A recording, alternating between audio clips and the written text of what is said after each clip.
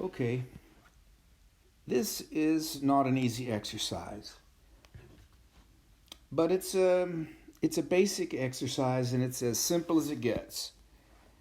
This is a hard chapter for students because the most simple exercise is hard.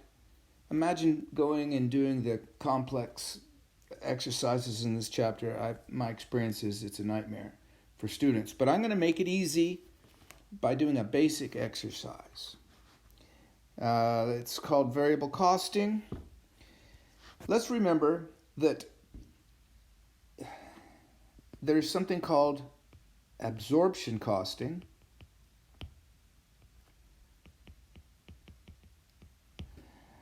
And that's for external users, for bankers and investors. But managers don't like it for decision making. They prefer variable costing. Now, we've already covered this. Variable costing is the revenue minus the variable cost equals equals contribution margin minus the fixed cost equals income. Now, in this exercise, they're going to say calculate the difference in the variable costing and absorption costing.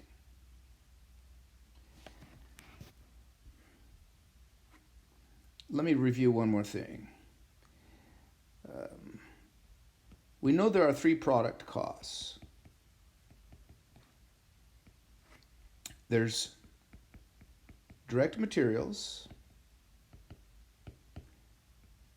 there's direct labor, and there's factory overhead. Now, the textbook world simplifies these costs for students. And the textbook world says that direct materials are always 100% variable. So if I make one bicycle, I spend money on one bike chain. If I make two bicycles, I spend more money on a second bike chain. Variable means you spend more money if you make more, you spend less money if you make less. Labor is variable in the textbook world. Not necessarily true in the real world. But here's the problem. Factory overhead is mixed, so it has variable and fixed components. Now, all of these costs under absorption costing are considered cost of goods sold. But in variable costing, only these three costs are cost of goods sold. You see the difference? Is the way we handle the fixed factory overhead. So the difference in income is going to be all because of this number here. Let me give you a couple formulas here. One formula and two rules. The difference in income, and that's what we're calculating in this problem, is going to be the change in inventory times the fixed cost per unit. The change in inventory, well, if the balance of inventory goes up, that means we produced more than we sold. If the balance of inventory goes down, that means we sold more than we produced. So let me write a couple rules here to keep us from getting lost in these kinds of questions. When production is greater than sales,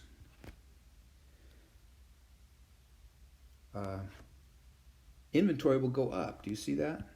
Then inventory goes up. Why does it go up? Because in absorption costing, whenever we produce something, we assign all of these costs to whatever it is we've produced. And specifically, we have assigned these fixed costs. Now, if we don't sell them, we can't expense them, because we're not allowed to expense cost of goods sold until actually the inventory leaves us. So if the ending inventory, which was assigned some of this fixed overhead, if it's not sold, it's still with us, and that means it's capitalized as an asset in our inventories, and it's not expensed.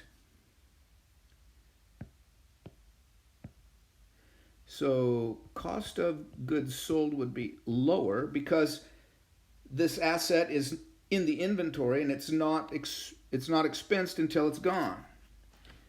And that also means if cost of goods sold, or which is an expense, if it's lower, then the net income, or I should just say income.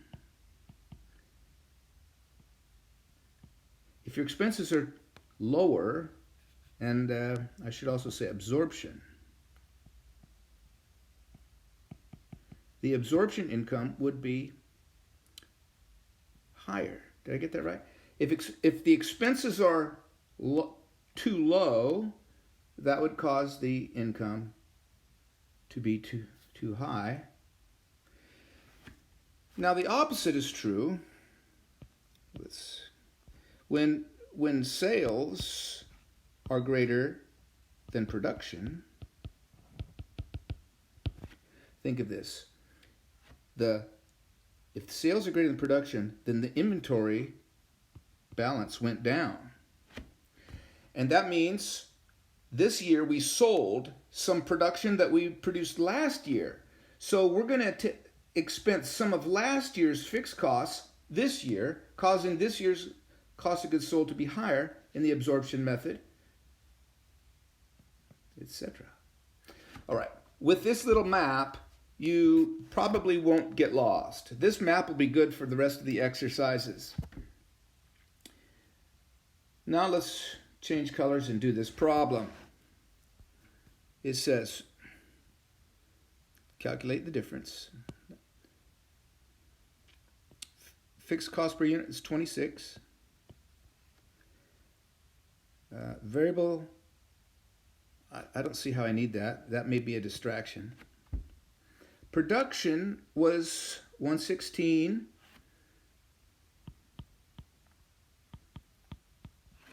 Sales, 110. Let's see, the difference is 5,800. So the answer is going to be 150,800. That's the answer, but don't quickly move on. Think deeply here, because all the questions on this are very similar, and you're going to get stuck later, and you're going to come back to this and rethink this so that you can do the other. Well, I'll add one more comment. You need to be wise to this trick. You see, let me change colors here. When production is greater than sales, income is higher. So in the business world, many top managers are paid bonuses based on income. And one way to increase their bonus is to produce more than they sell. That's not a good sign, and a lot of people don't know to look for it. There you go.